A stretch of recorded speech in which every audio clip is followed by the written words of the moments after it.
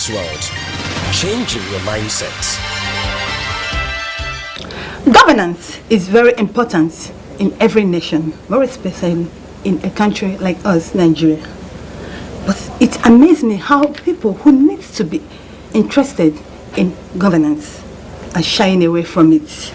Good to have you on another edition of your weekly TV talk show, Be This One. Let's go for a quick break, and when we return, we'll continue. Don't get away, please stay with us.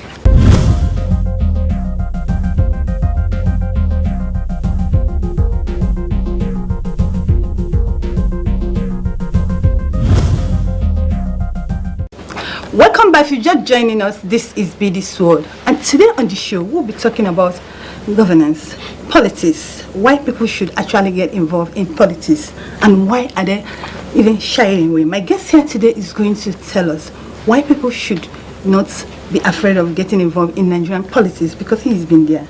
My guest is one person who is worth $1.85 million. He's a son of a Nigerian veteran actor. His name and is an SSA to the governor of Anambra State. Join me to welcome on the show today, Mr. Chibike Daniel Edochie, himself, Mr. Fine Boy. Thank you for having me. I'm honored. Are you really handsome? Thank you. It's not a camera thing. No wonder so many women are. They want to have it. We thank God. Tell me, is that why you rushed to get married at the age of 22? No. I don't think so. I don't think I wasn't really thinking that far at the time. It was actually my mother's decision. Yes, my mother told me that I should just believe her, that in years to come it would be the best thing I ever did for myself. And I believed her, and I'm happy I did. But this is very common with people from your side, from the eastern part of the country. You always say, my mother said, and she said it here, and it's actually working for you. It works for you. Yes, it's working. It's still working. I don't know about the other people from the eastern part, like you said. I just know about myself. I can speak about myself. Of course, I love my parents a lot. I love my mother. My mother brought me to this world, so I always listen to her. And when she told me, of course, I had been dating my wife for a while. Then many years ago, I think. And that makes it easier. So it was, and my mother actually loved her a lot and still loves her. And my mother was like, "Look, this is what I want you to do." And of course, I was 22 at the time. My father actually got married at 22 as well. Same. So it was easy for her to convince me. You know, from what you said here now, you're close to your mother, because they say, and you're the last born in the family. I know that last borns actually get close to their mother. And from everything you've been doing, is like you're more closer to your father. Because he got married at the age of 22, you got married at age 22, and he's an actor, and you're an actor, and he's doing well, and you're doing well too. It's like you're taking his part. Well, I never planned to. It wasn't like I came out and I was like, okay, I need to be like him, I'm trying to be like him. No, I'm just being me. And it just happens that that's the line I'm towing, but I'm just being me. You know, I've always loved being an entertainer, being into films, maybe from the background. You know, we used to watch a lot of films when we were much younger, read a lot because of my father. And then very early in my life, my people started to see that this is what I wanted to do, because I could imitate, I could mimic people a lot in my house. So they knew that I wanted to do this. So when it was time to get into university, I told my father I wanted to go study theater arts. And he said, fine. If that's what you want to do, you have my support. And you're doing well. You've won a lot of awards. And people have this rumor that you're doing well. You've won an award. You're one of the A-list actors in Nigeria because you have your father there. How true is that? Of course, it's not true.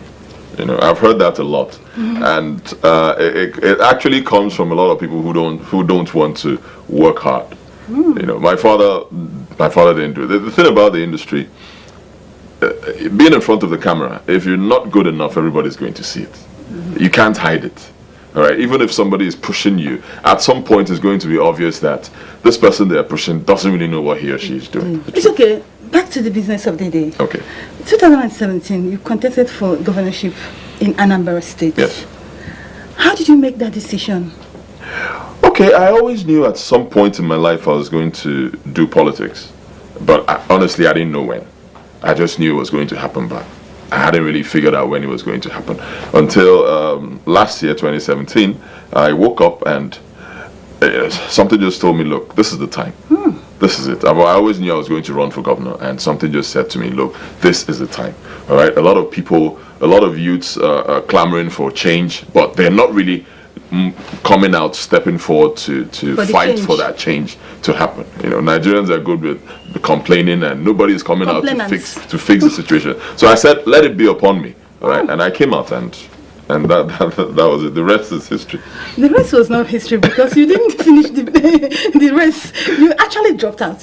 No, I didn't drop out. So what happened? Tell us. Well, you are saying I dropped out. I don't know where you got your story from. Tell me you didn't drop out. Without asking me. You should have asked me. Then tell us. You should ask me first. That's how it was. Ask me first. Don't judge by what people said. I didn't drop out. So what happened? What happened? I ran the race to the end. Yeah, you actually won the primary. We know. Yes, I won the primaries and I contested. I was there till the end and I voted for myself. The whole story, I think the whole story about me dropping out came out a day to the election, or the election day. Actually, like 3 years ago, sometime in 2015, I did a movie where I played the governor of Anambra State. Then I played the role of Willie. The guy that produced the film was Casvid. Yes, the late Casvid. So I played the governor. Then I wasn't thinking about politics, and they had a lot of speeches I was going to make as the governor. I was saying, Abga, this is Abga is the way and all that. So they had that clip.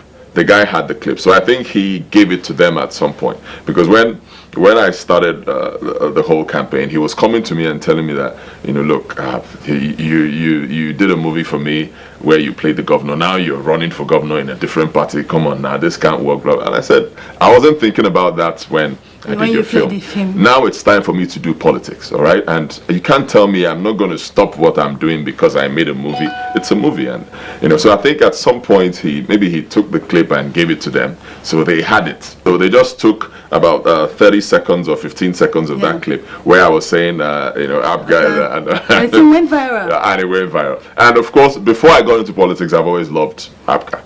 So many Nigerian youths who are interested in getting into Nigerian politics, or even the people who are lettered, who's supposed to be there, they are afraid. They said Nigerian politics is dirty.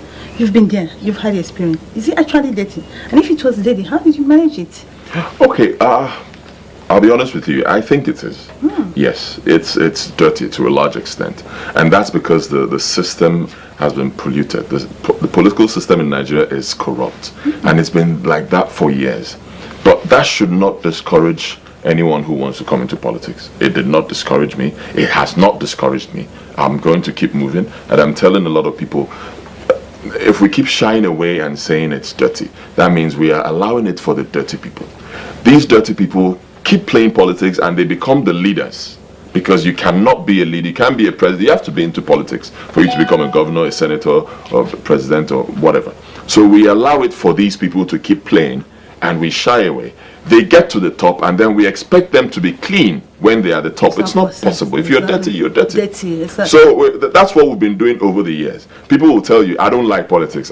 Please, I don't want politics. I can't do politics. Politics is dirty. It's for dirty people. Beautiful. We now leave it for dirty people. The only way to fix the problem is that those of us who believe we are clean, we want a new Nigeria, we have to get involved. We shouldn't bother how many times they push us. They push us down, you come back again. They push us, President Buhari ran for 3 times. Like the 4th time he won. If he had given up after the 3rd one, he wouldn't be president today. So you don't give up. Tell us 1 or 2 things you did, like swearing an oath, going to the shrine, or... Okay, very good question. I never did any of that. Maybe you got to do that. Yes, I got calls. I got calls, not once, not twice, not 3 times. I'll be very honest with you. I got a lot of calls like that. A lot of people kept on calling me and they were like, look, we've listened to you. We can see the potentials in you to lead. You're a good guy, but you need backup. To protect yourself. Yes, you need financial backup. Let's take you to different places where you can get financial backup. You need a lot of money to do this. And I was like, look guys, this is not what I came out for. Okay, I know I may not have that kind of money. Win me, I'm going to come out tomorrow. All right, and maybe if I had done that, maybe things would be different. Possibly you see me moving with 10 cars right now and but it's still me. I'm still the same person. I did it. I came out. I didn't have to swear to anything. You're going to come out tomorrow, and that is actually why you're nothing the ambition of becoming the president of Nigeria come 2019. 19 years. Yeah. Yeah. That's why I'm out again. I'm stronger, I'm bigger, I'm better. And I'm out again. I tell you, this is the attitude we need to have, for us to fix this country. Our country is in trouble. Let's be very honest. We don't have to paint it and make it look good. The country is distressed. And it's going to continue if we keep having these same people.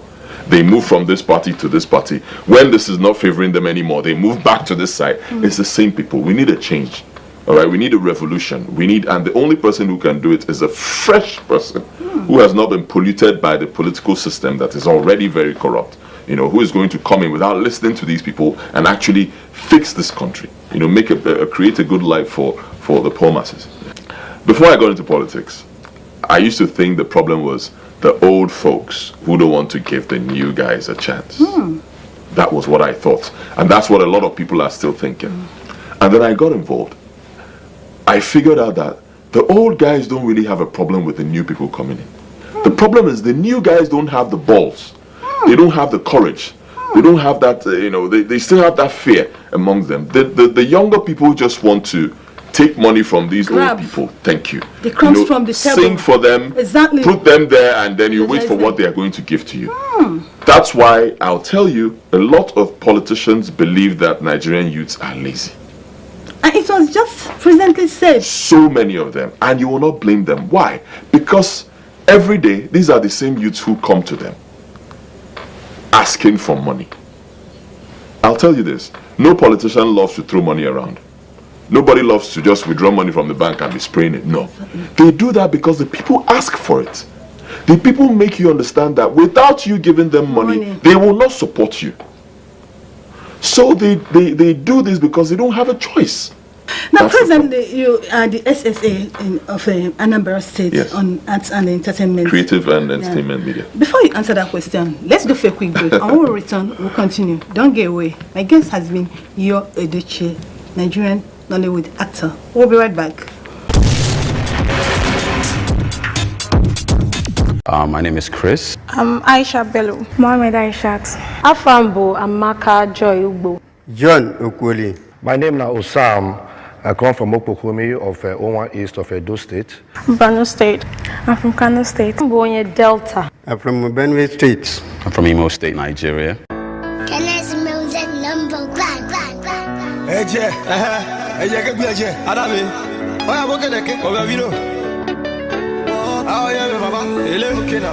Just hold on and be strong.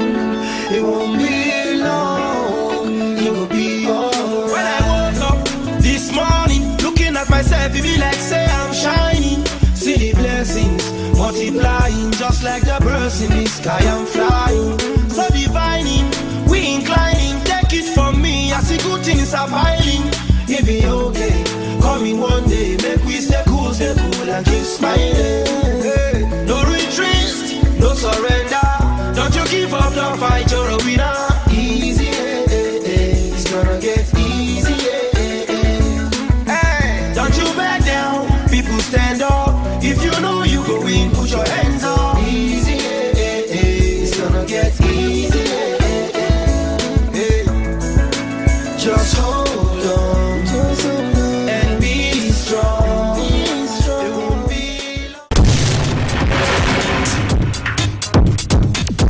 Welcome back. If you're just joining us, this is BD Sword, and my guest today is one man who is worth $1.85 million. Oh, I love this part. I don't know why.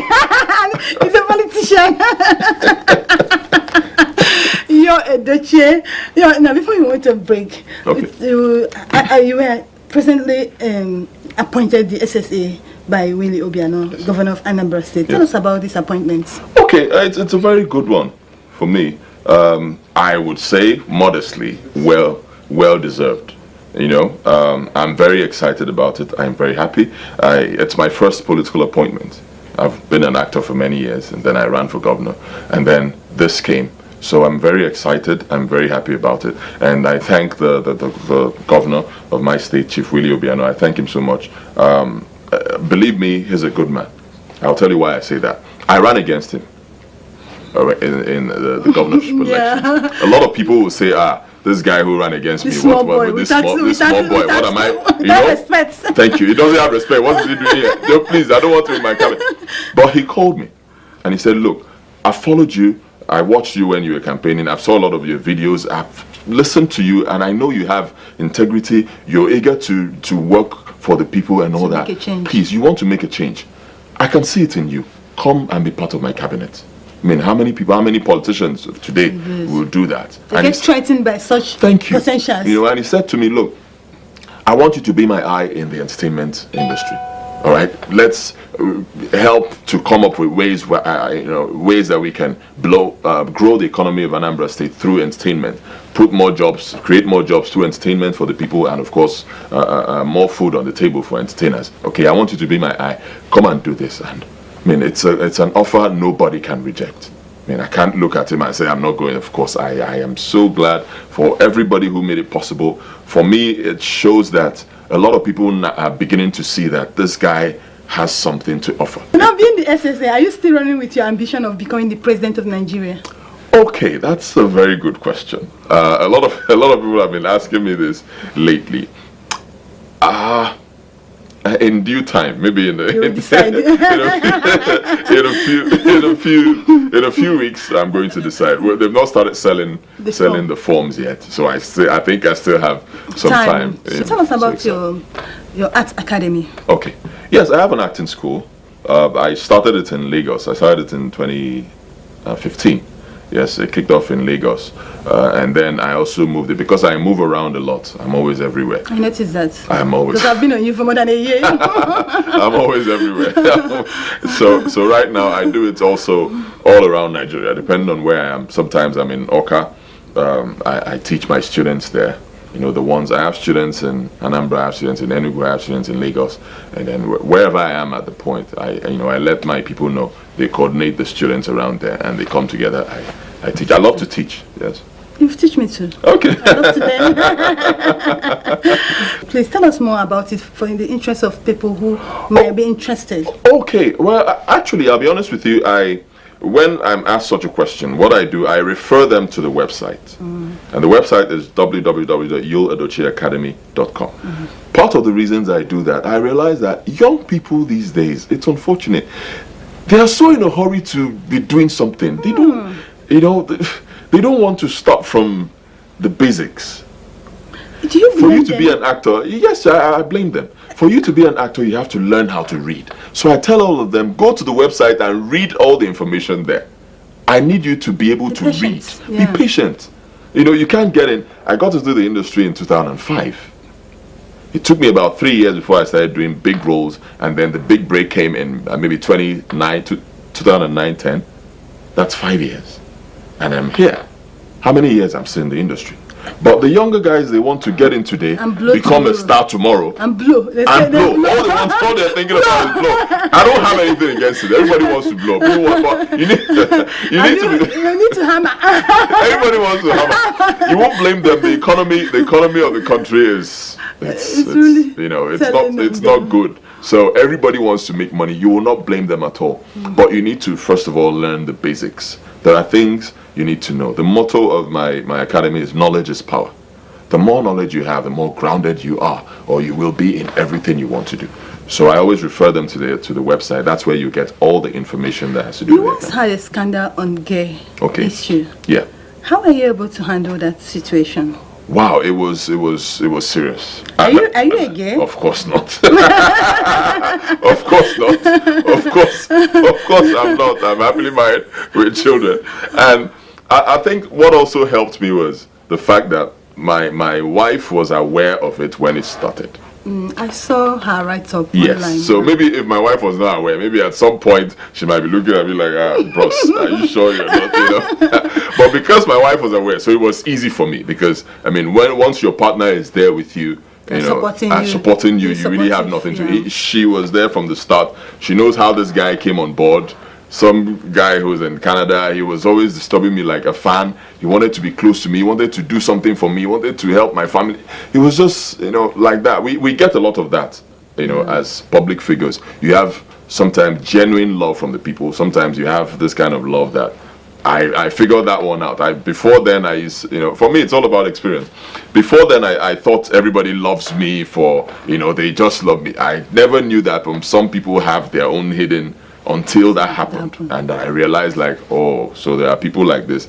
This guy was on my case. He wants to do something for me. But first of all, he came out letting me know that he's gay, that he likes me and blah, blah. I said, look, bros, I have nothing against you. I'm not God who created you, but I'm not gay. Okay, I don't do all that. I'm happily married. If you want to be my friend, fine. I won't discriminate against you, but I'm not gay. Let it be said. He tried a couple of times to make it me. He realized that I'm not, and then he gave up.